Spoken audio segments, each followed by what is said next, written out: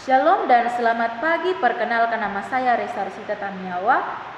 Saya akan membacakan ayat firman Tuhan yang terdapat dalam Injil Yohanes pasalnya yang ke-12, ayatnya yang pertama hingga ayatnya yang ke-50. Firman Tuhan berkata demikian, 6 hari sebelum Paskah, Yesus datang ke Betania, tempat tinggal Lazarus yang dibangkitkan Yesus dari antara orang mati. Di situ diadakan perjamuan untuk dia dan Marta melayani, sedang salah seorang yang turut makan dengan Yesus adalah Lazarus.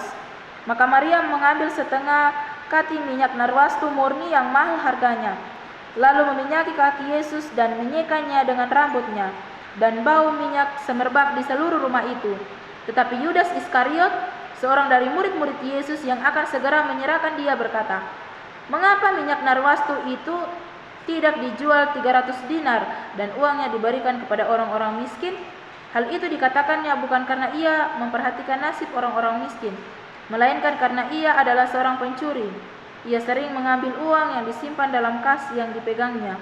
Maka kata Yesus, "Biarkanlah dia melakukan hal ini mengingat hari penguburanku. Karena orang-orang miskin selalu ada pada kamu, tetapi aku tidak akan selalu ada pada kamu."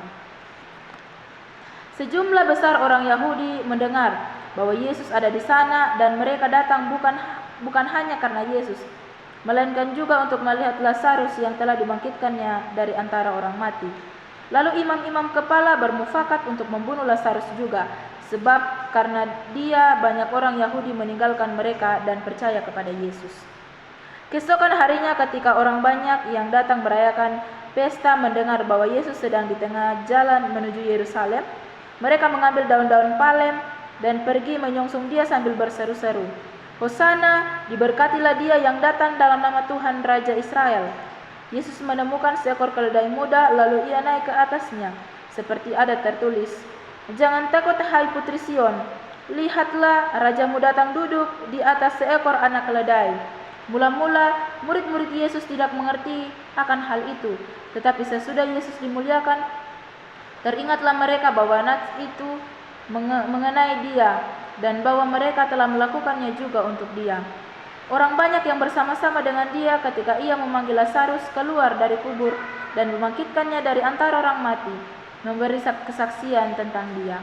Sebab itu orang banyak itu pergi menyongsong dia, karena mereka mendengar bahwa ia yang membuat mujizat itu. Maka kata orang Farisi seorang kepada yang lain, "Kamu lihat sendiri bahwa kamu sama sekali tidak berhasil. Lihatlah, seluruh dunia datang mengikuti dia." Di antara mereka yang berangkat untuk beribadah pada hari raya itu, terdapat beberapa orang Yunani. Orang-orang itu pergi bersama Filipus, yang berasal dari Betsaida di Galilea, lalu berkata kepadanya, "Tuan, kami ingin bertemu dengan Yesus." Filipus pergi memberitahukannya kepada Andreas. Andreas dan Filipus menyampaikannya pula kepada Yesus. Tetapi Yesus menjawab mereka, katanya, "Telah tiba saatnya anak Allah dimuliakan. Aku berkata kepadamu, sesungguhnya jikalau biji gandum tidak jatuh ke dalam tanah dan mati, ia tetap satu biji saja. Tetapi jika ia mati, ia akan menghasilkan banyak buah. Barang siapa mencintai nyawanya, ia akan kehilangan nyawanya. Tetapi barang siapa tidak mencintai nyawanya di dunia ini, ia akan memeliharanya untuk hidup yang kekal. Barang siapa melayani aku, ia harus mengikut aku, dan di mana aku berada, di situ pun pelayananku akan berada. Barang siapa melayani aku, ia akan dihormati Bapa. Sekarang jiwaku terharu, dan apakah yang akan kukatakan? Bapa, selamatkanlah aku dari saat ini. Tidak, sebab untuk itulah aku datang ke dalam dunia saat ini. Bapa, muliakanlah namamu."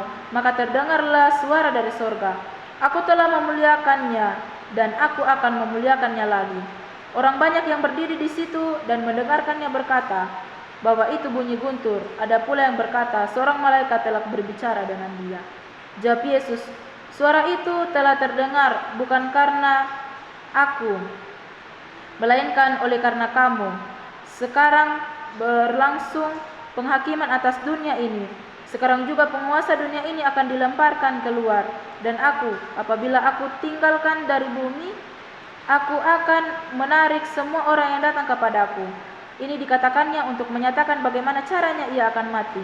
Lalu jawab orang banyak itu, kami telah mendengarkan dari hukum Taurat bahwa Mesias tetap hidup selama-lamanya. Bagaimana mungkin engkau mengatakan bahwa anak manusia harus ditinggikan? Siapakah anak manusia itu? Kata Yesus kepada mereka, hanya sedikit waktu lagi terang ada di antara kamu. Selama terang itu ada padamu, percayalah kepadanya. Sebab kegelapan jangan menguasai kamu. Barang siapa berjalan dalam kegelapan, dia tidak tahu di mana ia pergi. Percayalah kepada terang, selama terang itu ada padamu, supaya kamu menjadi anak-anak terang. Sesudah berkata demikian, Yesus pergi bersembunyi dari antara mereka. Dan meskipun Yesus mengadakan begitu banyak mujizat di depan mata mereka, namun mereka tidak percaya kepadanya. Sudah genaplah firman yang disampaikan oleh Nabi Yesaya. Tuhan, siapakah yang percaya kepada pemberitaan kami? Dan kepada siapakah tangan kekuasaan Tuhan dinyatakan? Karena itu mereka tidak dapat percaya sebab Yesaya telah berkata, Ia telah membutakan mata dan mendegilkan hati mereka, supaya mereka jangan melihat dengan mata dan menanggap dengan hati, lalu berbalik sehingga aku menyembuhkan mereka. Hal itu dikatakan oleh Yesaya karena ia telah melihat kemuliaannya dan telah berkata-kata tentang dia. Namun banyak juga di antara pemimpin yang percaya kepadanya. Tetapi oleh karena orang-orang Farisi, mereka tidak mengakuinya terus terang, supaya mereka jangan dikucilkan. Sebab mereka lebih suka akan kehormatan manusia daripada kehormatan Allah. Tetapi Yesus berseru katanya, barang siapa percaya kepadaku, ia bukan percaya kepadaku, tetapi kepada Dia yang telah mengutus aku. Dan barang siapa melihat aku, ia melihat Dia yang telah mengutus aku.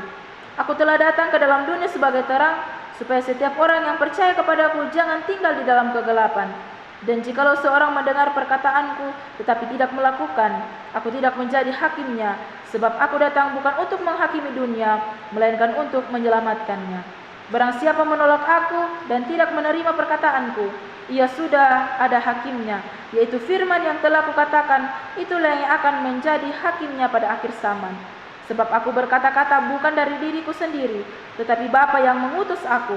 Dialah yang memerintahkan aku untuk mengatakan apa yang harus kukatakan dan aku sampaikan.